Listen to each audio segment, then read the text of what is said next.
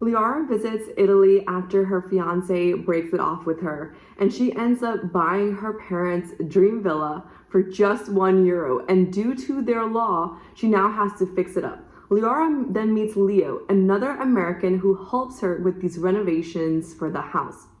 And here are key takeaways and the lessons I learned from the movie Villa Amore. Earlier on in the movie, when Leo was having his panic attack, I was like, wow, he knows some grounding skills for himself, like good for him. And I loved how real the movie felt, how the storyline had like relevant aspects to life right now, talking about mental health challenges, parental expectations and pressure, and even to buying a villa for €1. Now let's talk about Leo. Leo became a lawyer. He then realized it wasn't the life for him, and he left it all, right? And I personally was able to relate to that because I had a dream job and then I found out that it wasn't for me. So there were so many aspects in the movie that I could personally relate to. And then there's a scene where Leo tells Liara his story about being a lawyer. And I found that it was amazing storytelling because I could see him at that red metro stop, not being able to move. Such great script writing. Leo has been so polite throughout the whole movie. And this movie gives me hopes that there are men who had good upbringings who will wait for their chance. Leo was not sure if Liara and Kyle, her ex-fiance, were still together. Even though Liara had said she loved him, before he made the next move, he wanted to make sure that Liara and Kyle were completely over. What a gentleman!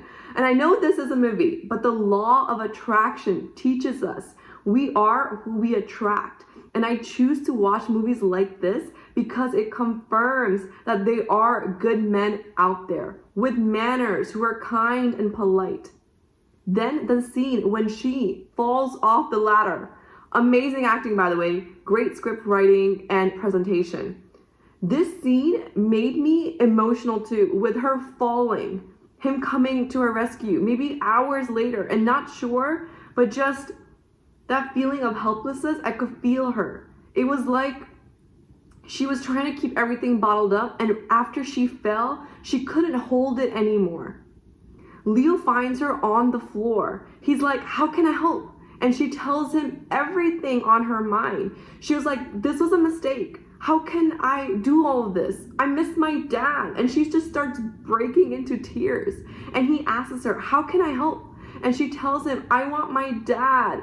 I want to condition my hair. And he picks her up into his arms. And I didn't expect the next part to happen so fast. He takes her to his car. And I thought he was going to drive her to a hospital, okay? But he took her to his house. That moment with her falling was, yeah, serious. But Liara saying that she wanted to condition her hair gave her a way to go to his house. When he takes her to his house, not only does she get a shower, he gives her food, medicine, time to rest, and even takes her out on a dinner date. It wasn't like this grand gesture that all the ladies want to expect, but it was right for them. Liara happily accepted these gifts from Leo because that's what they are, gifts. Gifts of his time, preparation, attention.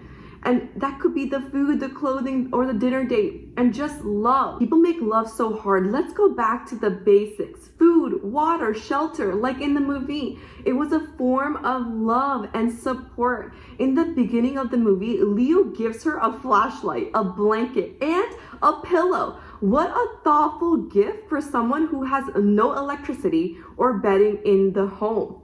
And yes, I know, of course, if you have more money, more resources, etc., people want more. I get it. That's fine. But I like the aspect of being grateful for the little things, even just the basics. And that's why there is a famous quote. Look at the people below you and you will always find something to be grateful for. If this was a different situation, different people, different lifestyle, okay, maybe fine to desire the big gestures, but love should be about opening ourselves to love and accepting it as it is, because truly it is all around, and maybe we're looking at it wrong. Recently, I was reading a book and the author was talking about her marriage and how her husband was doing all these things, but she felt like he wasn't romancing her. It was romance, but her idea of romance was completely different than his. He was romancing her in his way by providing for his family, spending time with the kids.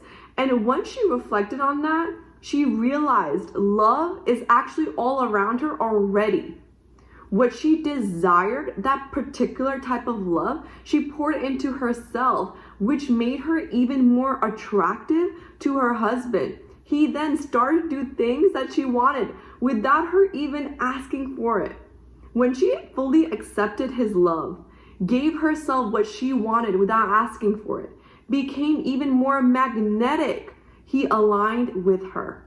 Let's talk about the shower of the gods.